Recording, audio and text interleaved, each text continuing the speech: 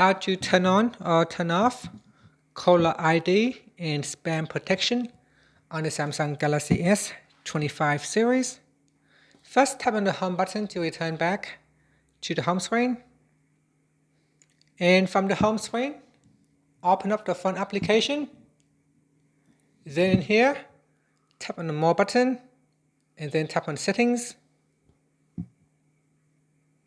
Next, in call settings, we go down and tap on caller ID and spam protection. So tap on that.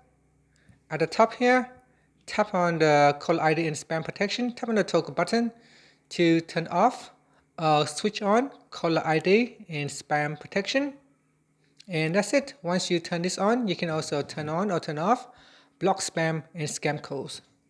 Finally, tap on the back key or tap on the home button to return back to the home screen. Thank you for watching this video. Please like and subscribe to my channel for more videos.